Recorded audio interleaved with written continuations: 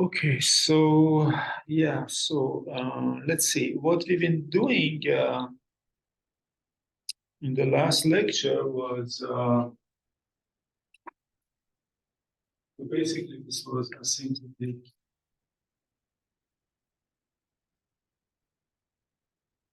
valuation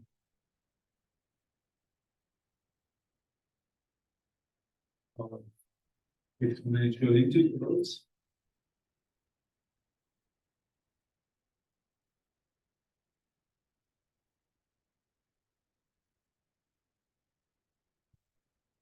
So there are so we're going to discuss more or less two methods. So first method is method. Okay, so first one is Laplace method.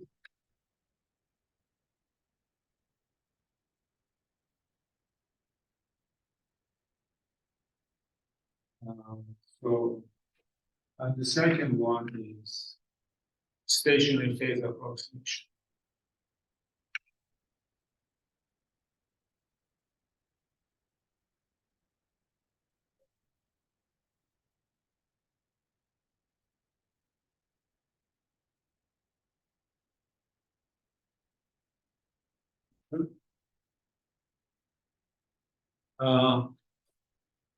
So let's recall the Laplace method. What was the essence of Laplace method?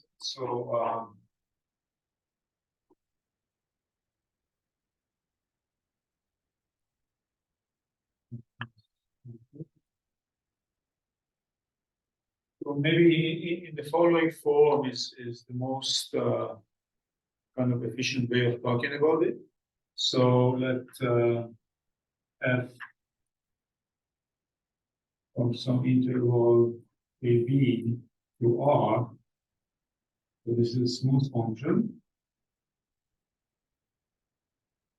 And so f has a unique, okay, so x0 belonging to open interval a and b is the unique minimum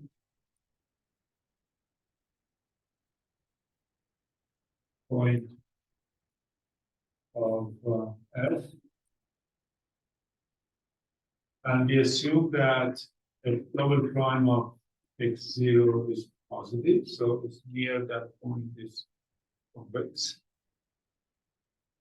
And we can also consider g from AB to R any smooth function.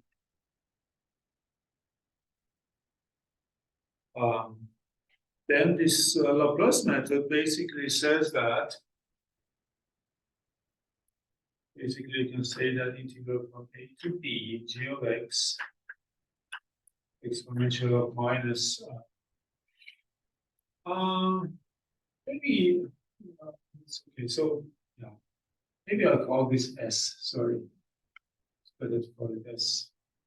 And this is S, and this is S double for action, basically, right?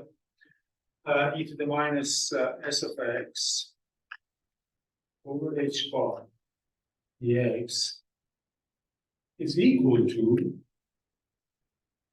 there is this root h bar exponential of minus f of x0 over h bar times some function, we call it I of h. This is for any h bar positive. We have this equality with I from closed interval 0 infinity to R smooth function. And we can also say something about the value at 0 of y. 0 is equal to Okay, so basically this is like g of c times square root of 2 pi over the third pi.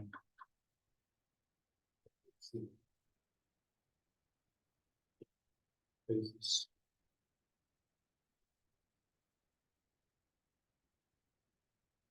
Okay, as I said, proof of this is kind of lengthy, and you have to use Watson's lemma, and then you have to change variable to bring it to the Watson lemma case.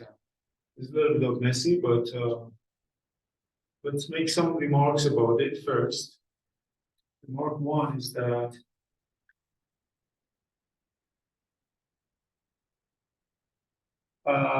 for this to hold, it's important x0 to be in the interior.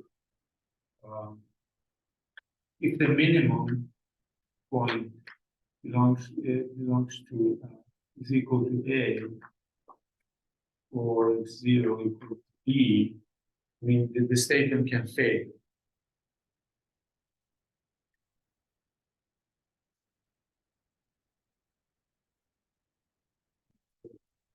So if you can think of some example, maybe.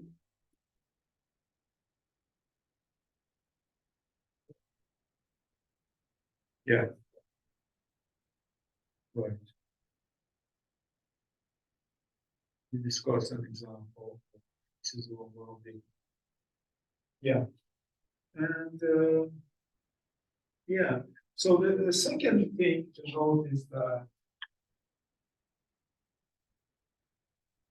for example, is like take A to be 0, B whatever, like the Gauss. Yeah. Well, x squared. Yeah. Even e to the minus like x squared over h dx from 0 to 1 won't satisfy the sort of estimate ratio. Yeah, so note 2 is that, I mean, if G and S are appropriate, it's suitable S and G, the result holds for minus infinity. Because the bulk of the contribution to the integral is from near x0. Extends to minus.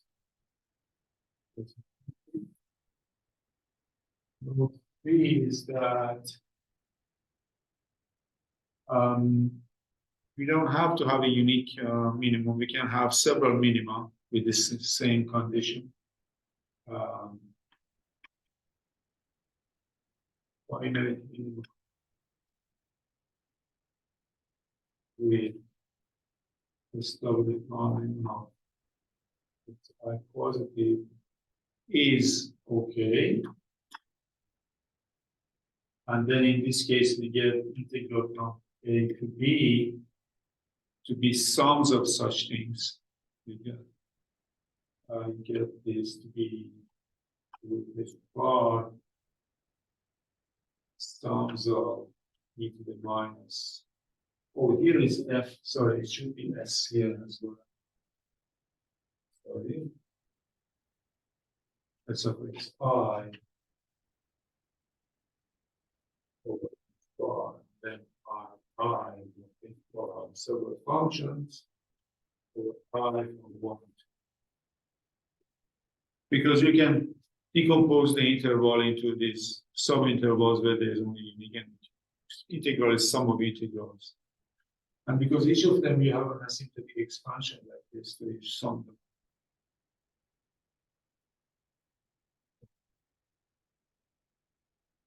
So this is now an equality. The magic now is that, okay, I mean, computing the integral in exact terms is very difficult, but we can write this asymptotic expansion of I using Taylor series and then get a asymptotic expansion for left hand side. So now there's a corollary This is usually is the Laplace method, basically.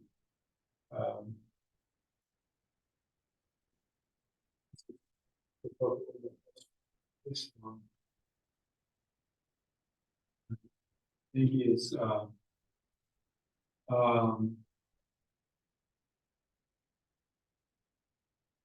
we have, so there is this now asymptotic expansion, which I can write it like this.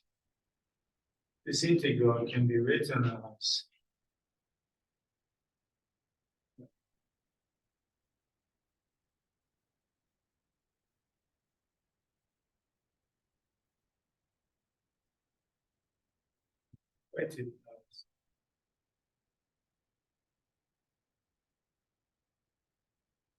minus a0 plus a1 h4 plus a2 h4 squared. The one where is a0, a1, a2, etc. Just depends on the germ of S and G around at x0. And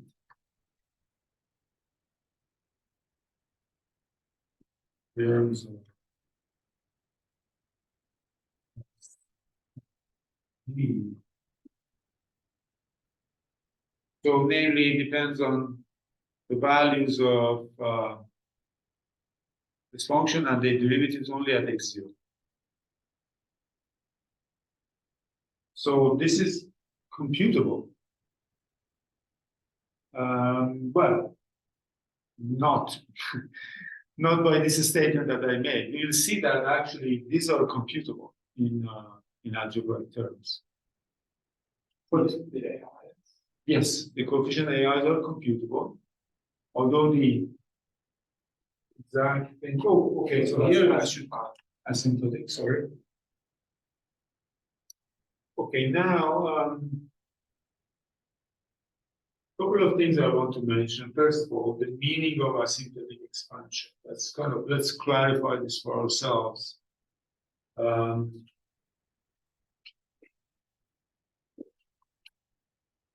So this is the meaning of this asymptotic expansion, because I don't think I ever exactly said what this means. Okay, so let's call this left-hand side some function, maybe f of x. When we say on f of h bar, so when we say f of h bar is asymptotically given by root h bar e to the minus s of x0 over h bar times a0 plus a1 h bar plus a2 h bar squared, so on, as h bar goes to 0.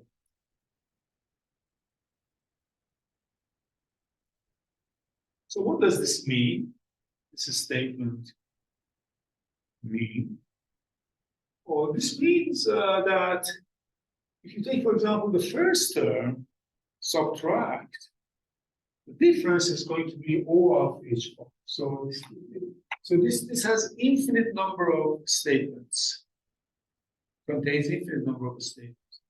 It just means that f of h bar minus, let's look at this part, call it 0. Minus of 0 times a0 is O of h bar. Again, we have f of h bar minus f0 times a0 plus a1 of h bar is equal to O of h bar squared. All of these things as h bar goes to 0. And also f of h bar minus f0 times a0 plus a1 h bar plus a2 h bar squared is equal to O of h bar, and etc. So all these statements are as h bar goes to 0.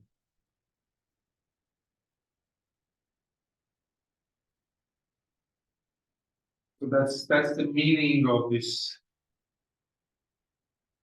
asymptotic given by that. Maybe I erase this part. Just focus on this. Equivalent to the statement that f, let's say you've got two functions, f and g. F is asymptotic to g if the limit as h bar goes to 0 of f over g tends to 1. Yeah, you can do that because here, for example, if you divide by this constant, f of h bar over the constant minus f0, because this is a constant, this goes to 0. So of h bar. So this goes. And if you subtract by these things, and then you can do the same. But this expansion, this estimation is the one that we need. So the lesson is that the asymptotic expansion is something dual to summation of series. There's a duality between summation and asymptotic expansion. So I just write duality.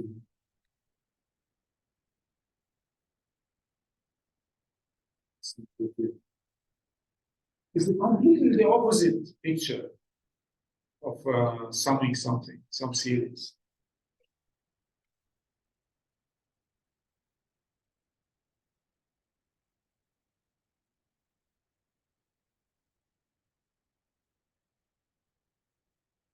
In the usual summation, we would say for any h bar, we can write the difference between left and we can make a difference between left and right small enough as n goes to infinity. So in the usual summation, h bar is constant and the number of terms that we pick goes to infinity. Here, the number of terms that we pick is constant, but h bar goes to 0 or can go to infinity. It's completely dual situation.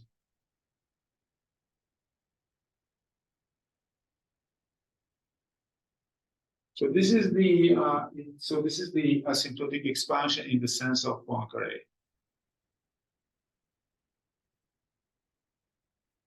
So in the sense of Poincaré.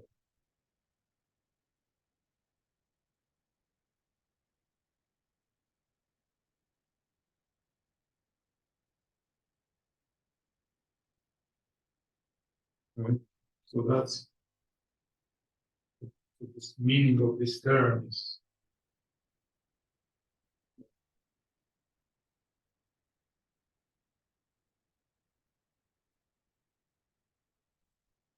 action.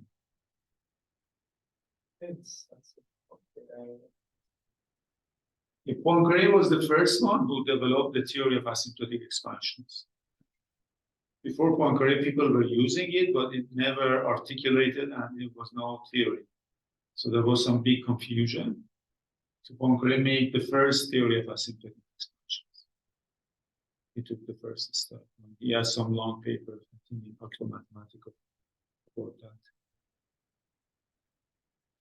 that. So since you asked, in fact, beginning of one of his papers, he gives an example. He says, so he compares astronomers' convergence with mathematicians' convergence.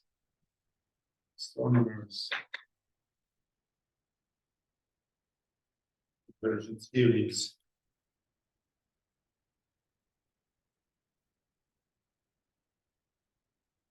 So it's a series like, I believe, in factorial over 1000 to the power n.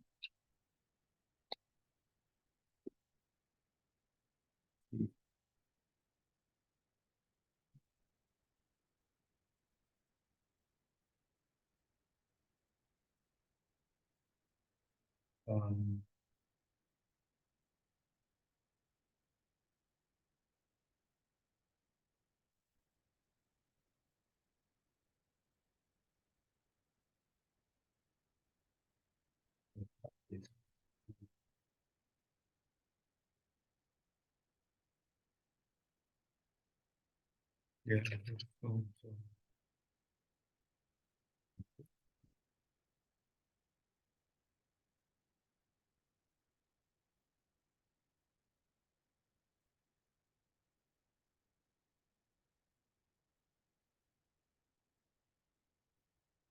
Okay. Oh, yeah.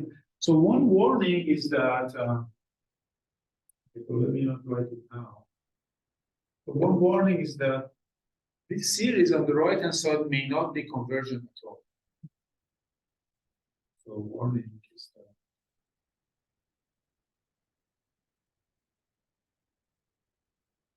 this may be divergent. In fact, in all examples that you could see, it will be divergent for all h. Nevertheless, it's a very good approximation to this.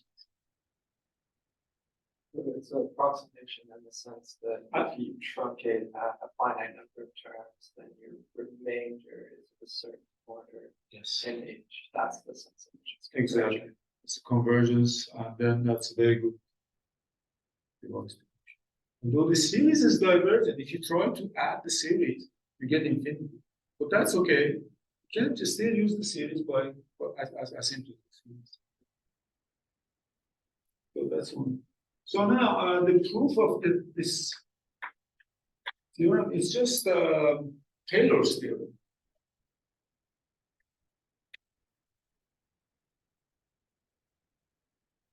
So Taylor's theorem says that we can just write any function f of x or I don't know. X, then we just write it as sum of m x0 over m factorial x minus x0 to the n. So imagine f is smooth.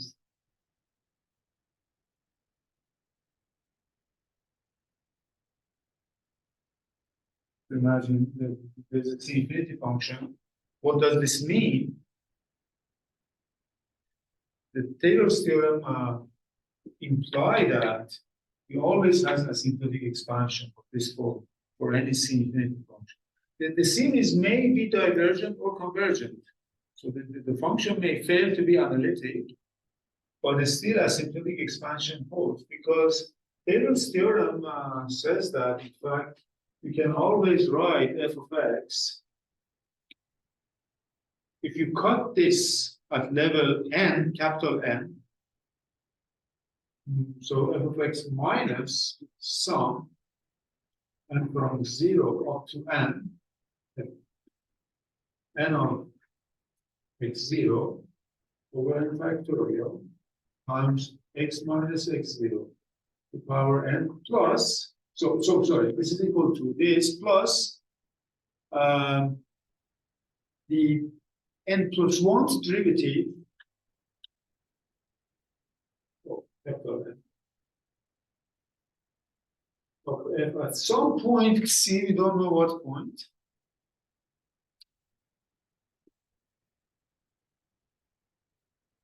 Times x minus x0 to power n. This is Taylor's theorem. I mean, for n equal to, I don't know, 1, this is, what's it called? It's called Rolle's theorem.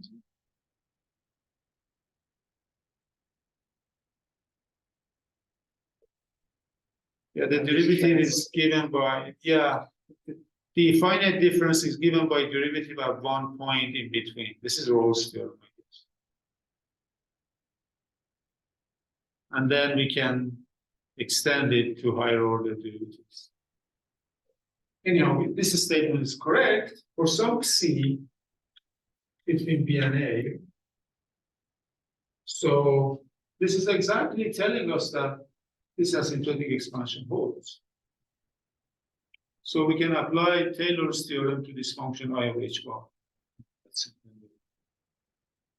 So here the asymptotic expansion is as x minus x0 goes to 0. Yes. Or as x goes to 0. Yes, for near x0, exactly. Okay. That's for that. So this follows from Taylor's theorem, and yeah, I mean, the function may fail to be analytic, but there's always asymptotic expansion according to Taylor's theorem. Okay, so now what we wanted to do is some examples where actually we'll see that this thing fails. Let's look at some examples. Okay, so now, any question? So we don't actually need a smooth function to do this. We just need it to go to. Oh, if we want the full expansion. Yeah. We could get it up to a certain order that it's differentiable Yeah. if we want it. Yes, yeah, exactly. We can get up. So so now in practice, how can we compute with A0, A1, etc.? So here we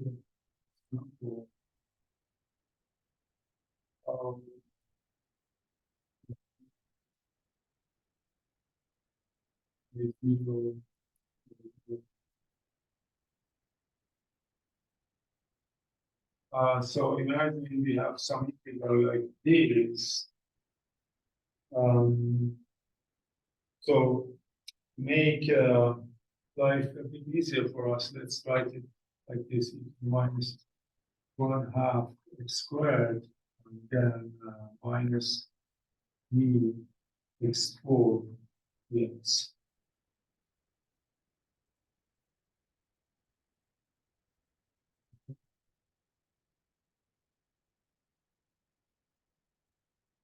Okay, so this is of course convergent for all g bigger than or equal to 0. So let's call this maybe g.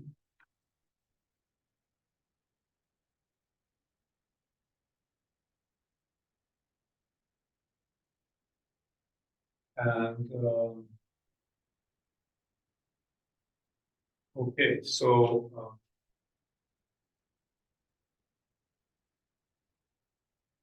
yeah, so let's see how to expand this in powers of g.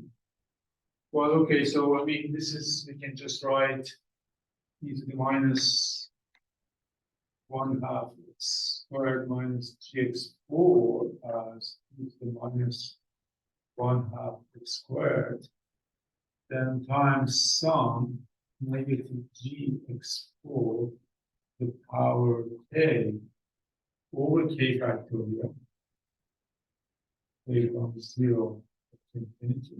Right? Okay, so now we cannot switch summation with integration, right? So it's tempting to say that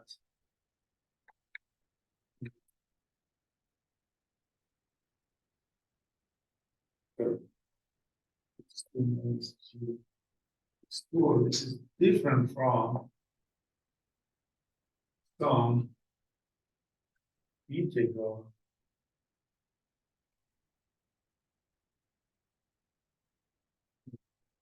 for r equal minus 1 x2 minus g x4 the power k divided by k factorial.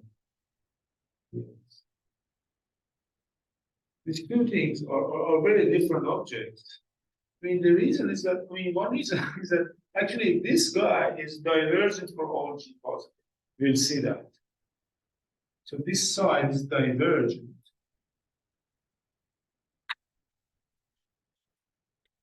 As a series. But this is, of course, I mean, except for g equal to 0. But this is, of course, convergent.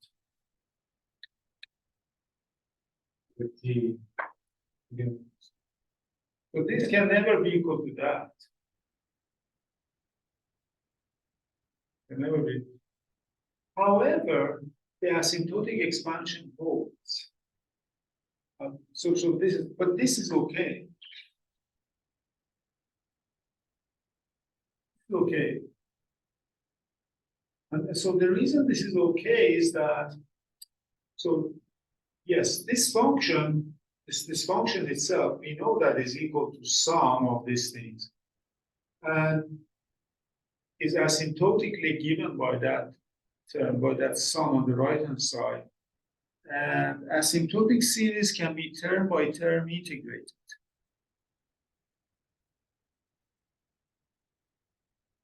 So this is something that we have to check, but I believe this is correct, that asymptotic series. We have to check this. I'm not 100% sure, but it seems to be true. Asymptotic series can be term-wise.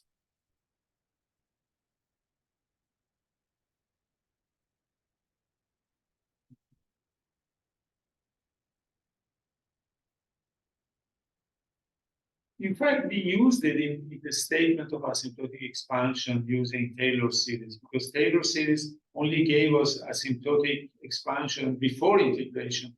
But then after, we had to change summation and integration under asymptotic expansion. So this we check, and then that's okay. So we can just write it as this.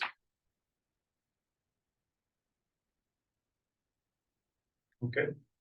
So now this integral, let's look at this integral. Let's look at this integral. So this integral r exponential minus 1 x squared. This is minus g to the power k x to the power 4k, right?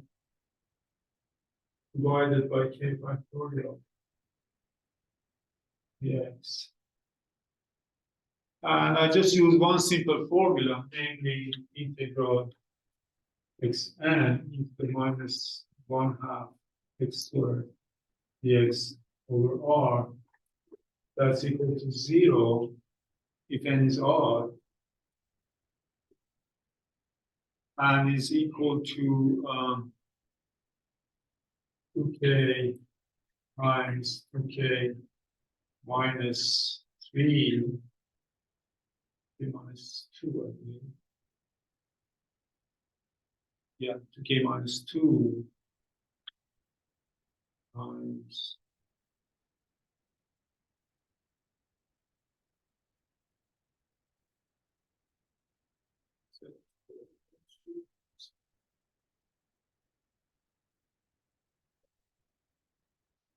k double factorial.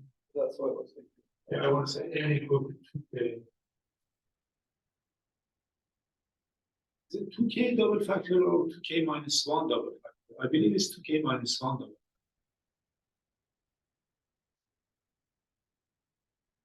So it means that we multiply 2k minus 1, 2k minus 3, 2k minus 1, so up to 1. I believe it's this one. So if we apply this to this guy,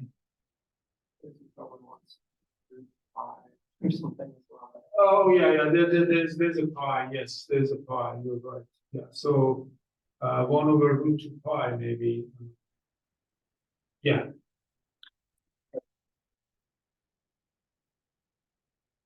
Okay, so this integral then is equal to, I don't know, root 2 pi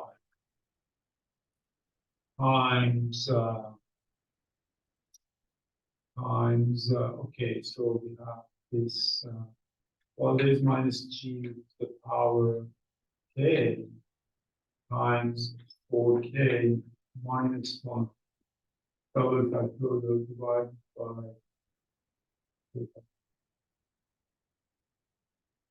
right.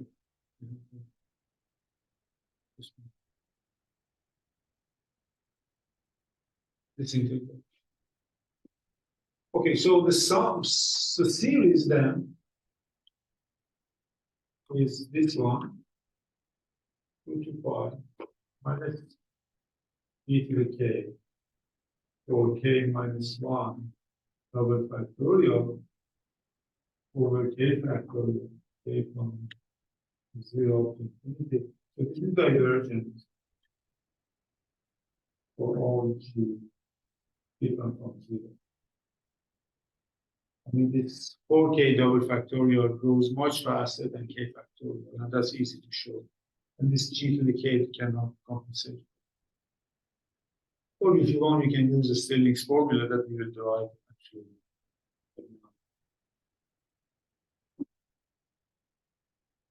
So these integrals that the series that we obtain as a result of asymptotic expansions are always divergent, but nevertheless they can be very good approximations.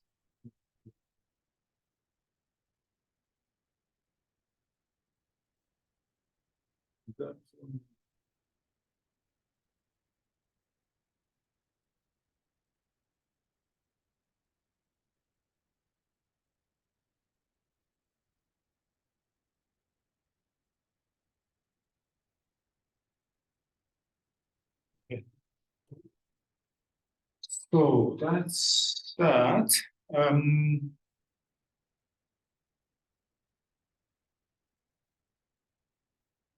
Yeah, one kind of nice drastic example we'll see. Well, it's not. I mean, this is also drastic because this is divergent for all g. But that's good. So one standard application of this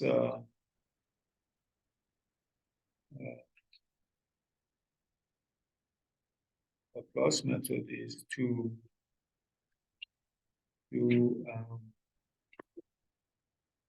compute to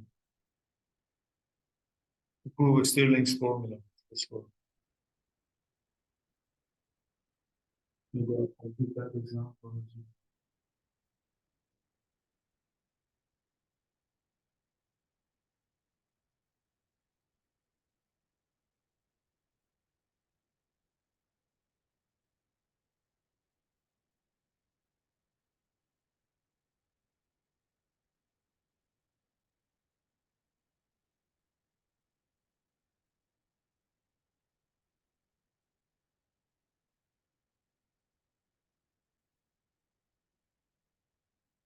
Stirling's.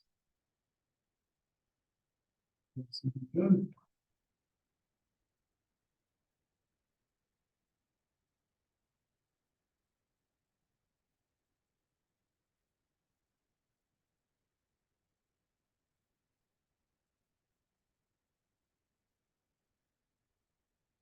So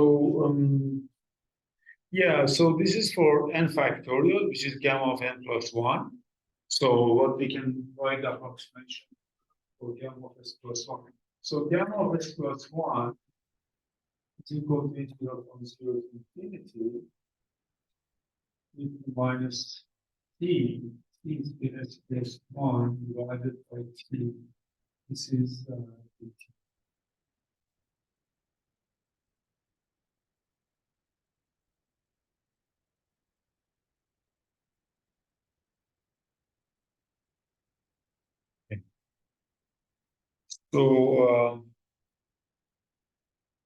So we want to get an asymptotic expansion for this for s very large values of s. So first we can just change the variable to t equal to sx. Then we get that gamma of s plus 1 is equal to s to the power s plus 1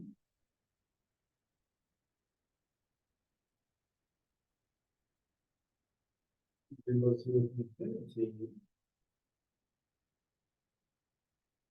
e to the minus x times x minus log x.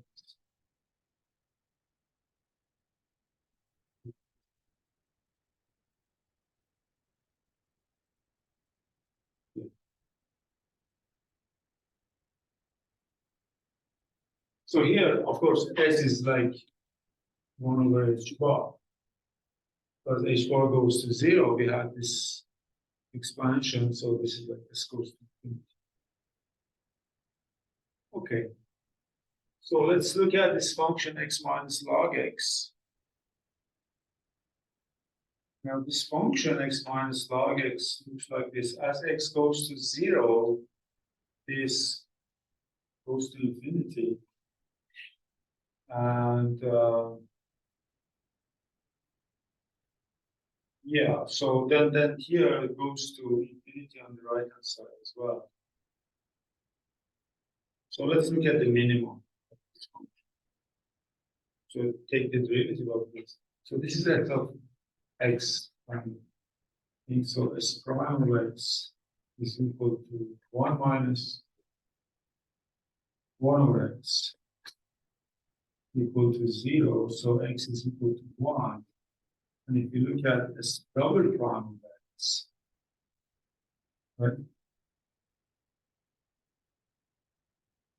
So that's a unique minimum, and that's a good minimum because s double prime of x is equal to 1 over x squared.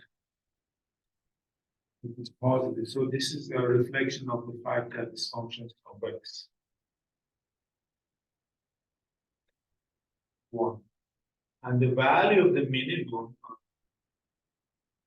is at 1 is equal to just 1. Right?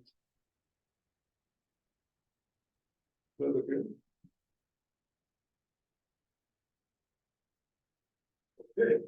So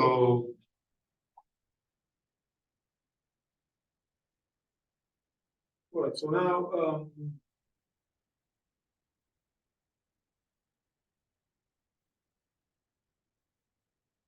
yeah, so now we can just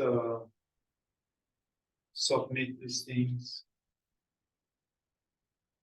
Write an expansion for s near 1, and then evaluate it. So we get m of s plus 1 over s to the power s plus 1. Okay. Now, yeah, without doing any calculation, what's the zeroth order approximation that we get from the Stirling's formula without doing any calculation? You see, yeah, I mean, so Laplace method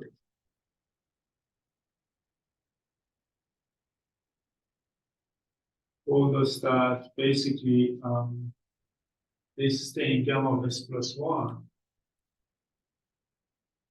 over s to the power s plus 1 is equal to what is the approximation of this?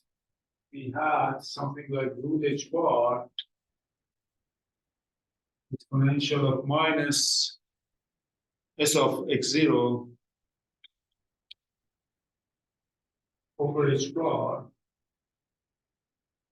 times, so the first order term, right? So there was something like a0 plus a1 h bar. So, but a0 was square root of 2 pi over double prime of x0.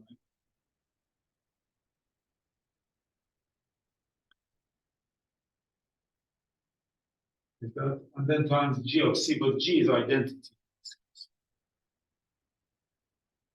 And h bar, remember, is 1 over s. So even if without having to compute a1, a2, just using this, we can just say that, I mean, this is asymptotic, so gamma of s plus 1 over s to the power s plus 1 is asymptotic to root h bar, which is 1 over root s, right? This is 1 over root s.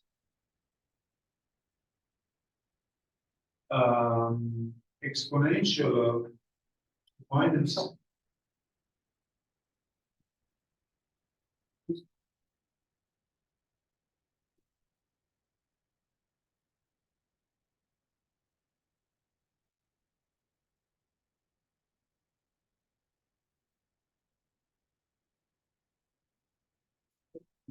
Sorry, I flipped to ask you.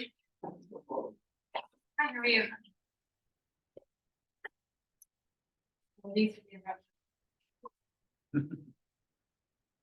Okay. So, yeah. So we've got now.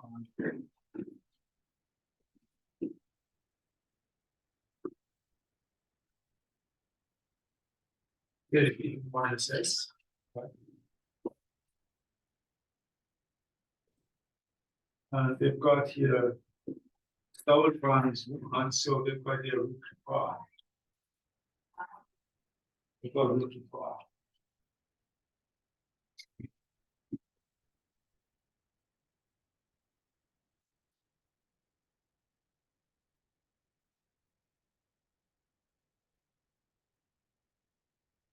Yeah.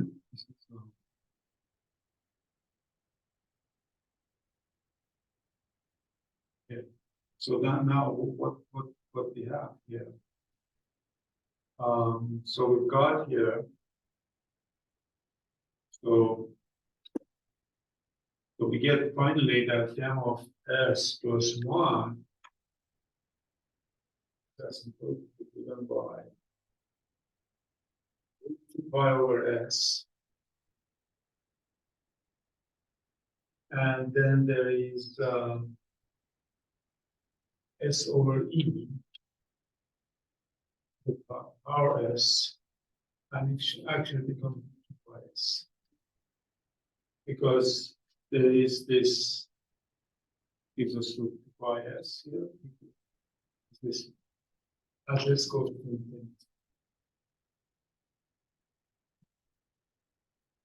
I just did the simplification.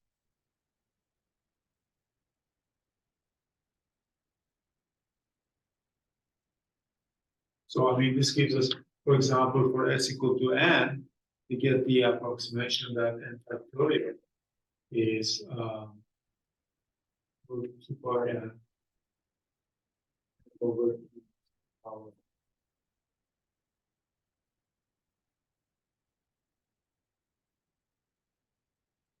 Yeah.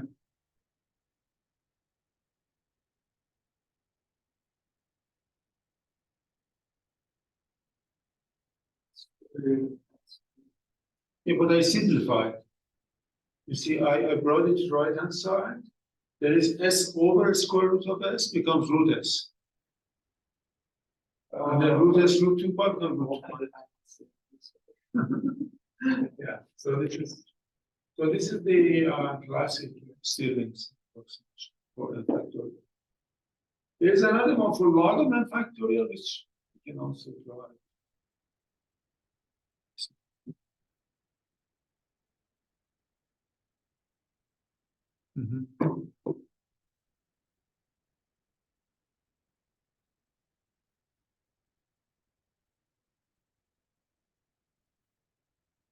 Um,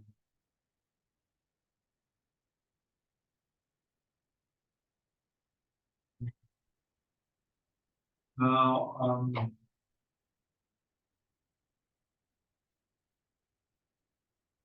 so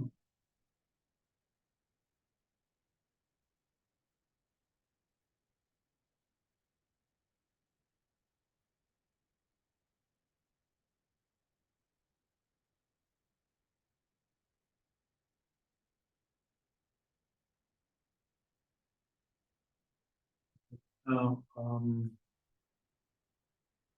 there is a multidimensional Laplace.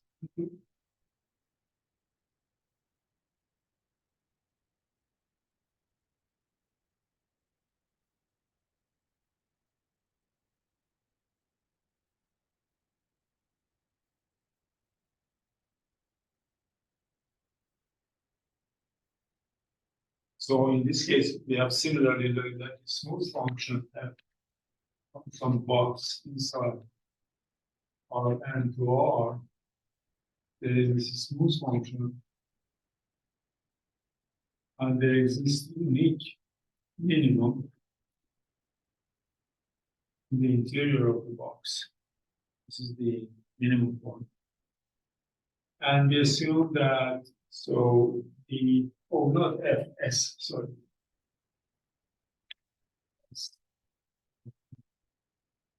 And we assume that actually this S, so the Hessian of S at x0 is a positive matrix. So this matrix is the matrix of second derivative of S, dxi, dxj's at x0. It's a symmetric matrix, we know that, second derivative, but we assume it's positive definite.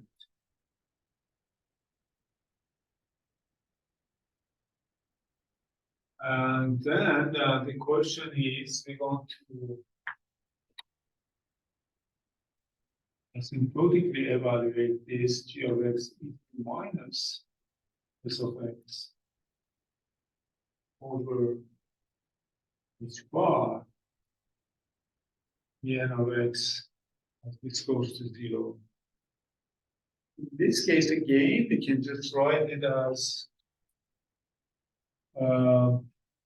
square root of h bar to the power n, and then exponential of minus s of x0 over h bar, again times I of h. Now I again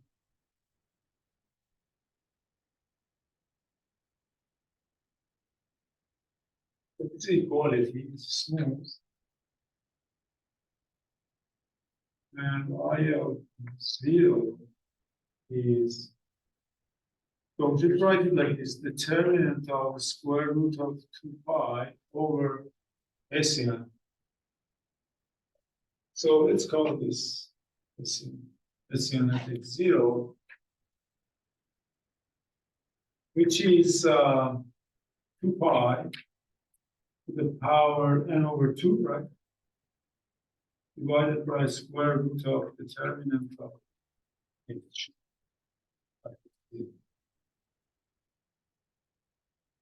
Oh, there is this g of x0.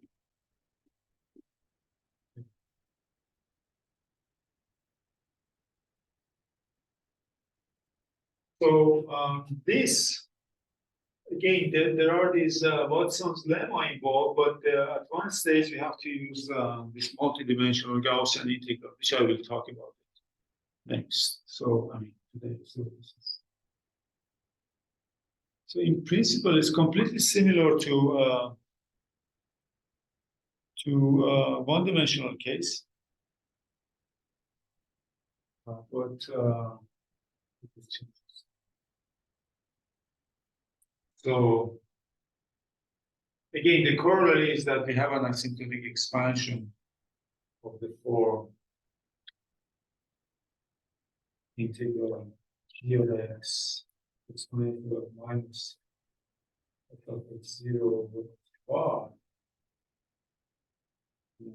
So b is asymptotically given by this value, so root h bar. So basically, we can just write it root 2 pi root bar power n. Well, maybe I just write it like this. That's okay.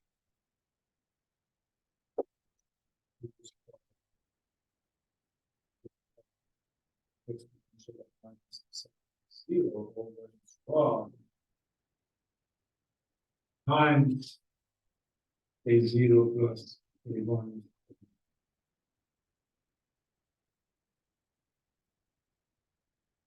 But a0 is given by this value.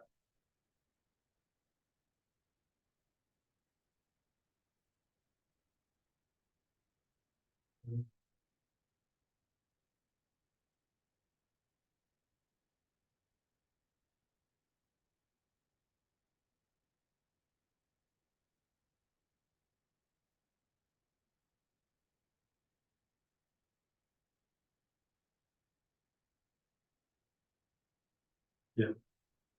So there is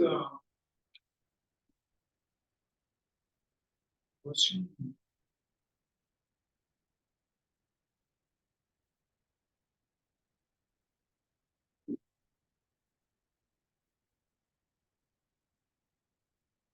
So there is some analogy with actual quantum field theory, which comes into this, and that's the motivation for this. This is the analogy of the field. So in that case, we have this, as we discussed, we have this field, so it's a scalar field.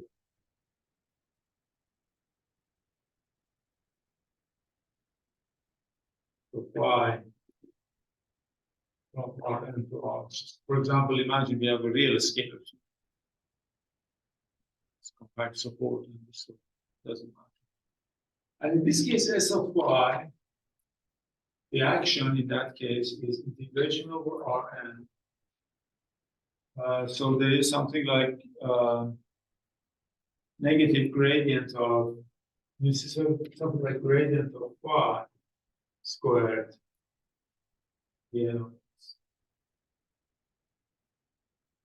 Which you can, by the way, write it as negative integral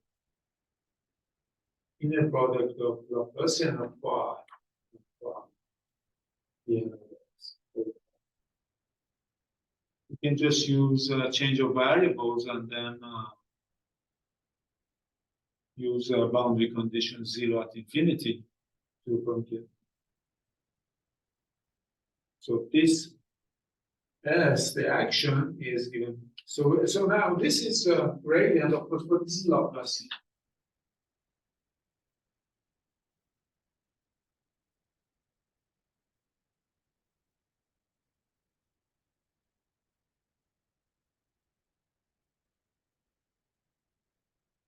But what we are interested in computing is the following thing: integral over all fields, exponential of minus I over h bar s of y.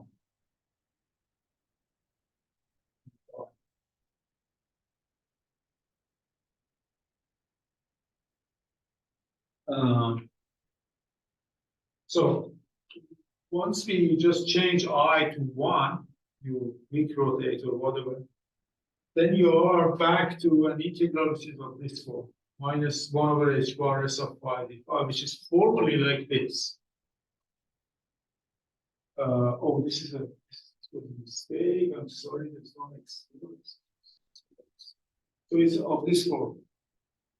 So I mean, this is for partition function, but if you want to compute expectation values, you're exactly back to this case, right? And so the idea is that we use this sort of expansions, asymptotic expansions, because we're going to derive for some formulas for A0, A1, A2, and then we're going to use these formulas to write this thing that has no meaning. So we will give it a meaning by replacing this thing with an asymptotic expansion in terms of A0, A1, A2, and those terms are computable. Of course, there will be the issue of infinities popping up because you have to still do summations at each level and integrate because you are going to integrate over a space of momenta or position. And then those integrals will have multidimensional divergent integrals. So, but we can handle those infinities, then you get a series of. In that case, we don't know if this series really asymptotically convergent to the thing on the left. First of all, there's nothing on the left side. And even if someone comes up with an independent definition, I mean, this series may not be asymptotic values of some function. So there are ideas how to turn this divergent series into something convergent, not convergent, but yeah, into convergent and find that value. That's called Borel summation and other summation techniques, but this gradually. So the point is, this is the motivation for us looking at this Gaussian.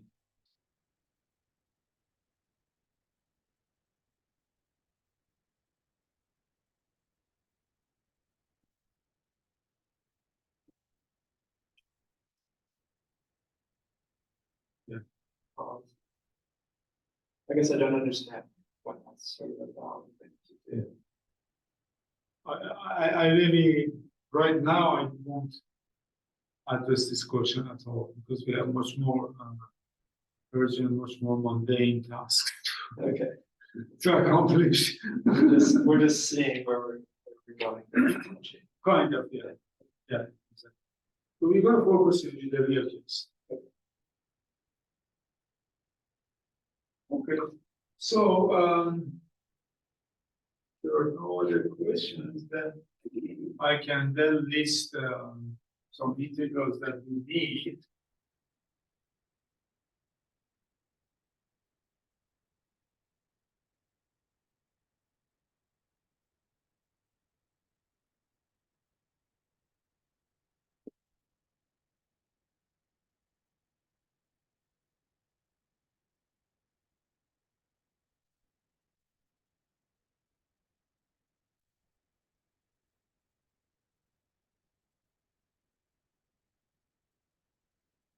Yeah, I mean, it's kind of funny now to talk about Gaussian integrals because we did this more general case. Now we're going to look at Gaussian integrals, which are a special case, but still, we're going to list it and then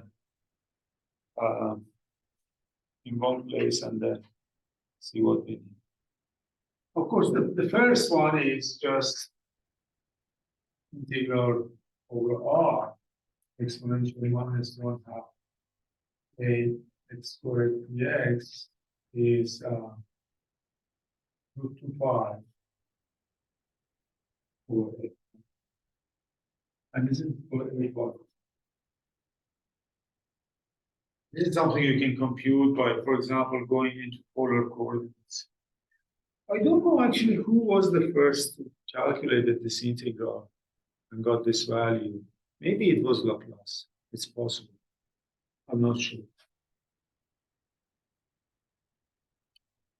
Second integral is multidimensional version of this integral for Rn. Exponential of minus 1 half ax x dnx. So a positive. So this is a positive definite matrix.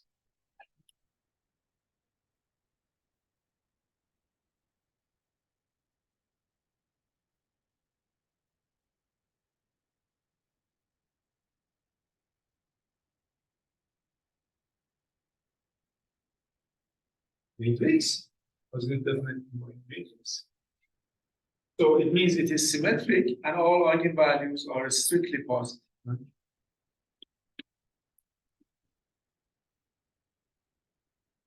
So by this quantity AXX,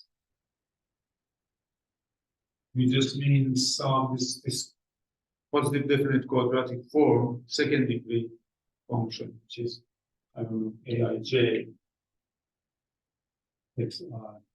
J, Ij from 1. Just this function. So this is an absolutely convergent rapid decay integral function. And this is equal to determinant of root 2 pi over a, which is root 2 pi and over square root of determinant.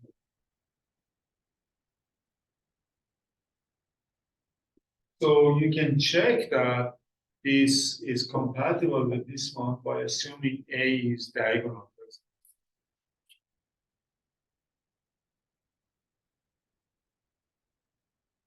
Diagonal. You can reduce this integral to products of integrals and disentangles. Then you can use this result and see that this is compatible. The third case that we need, and this is maybe more important, is to compute, so this integral, we call it Z of J. It is integral over Rn, exponential of minus 1 half Ax x plus jx. So here it's, so this is the end. Right?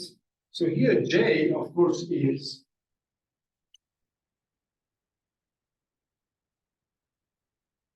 this is which are called source term.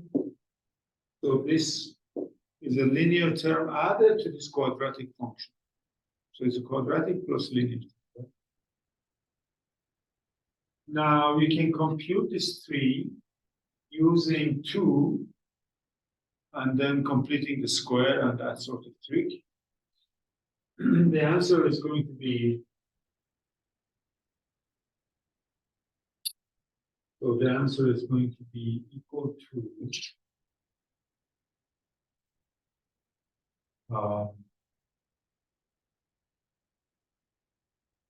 the answer is going to be equal to exponential of 1 half a inverse j.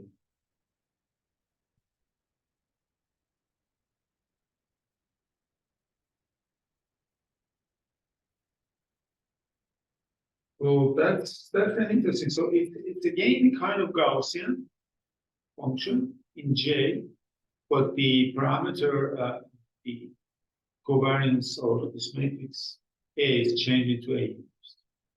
That's very, very, very important.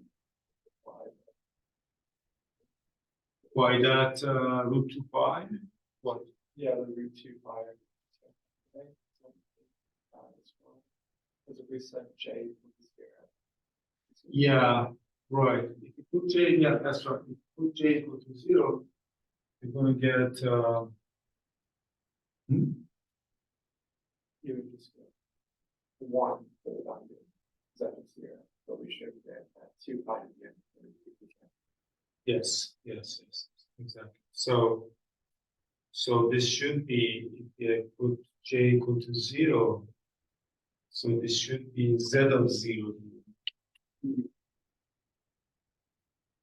Z of 0, how about that? Yeah. Thank you. That's good. Yeah, it gets multiplied by z of 0, which is this one.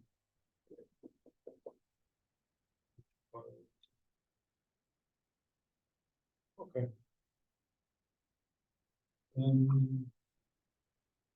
So for now, I think that's good. So I don't want to go into pure imaginary oscillator integrals right now. So then the game is to expand these formulas when we have not just linear terms, but a lot of higher order terms. And also G is a polynomial function in front. And then we'll get those. So the essence of the thing now follows from the Wick's theorem.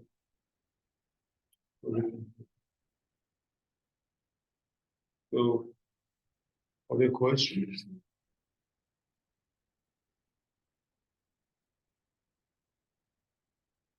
Maybe I just close this.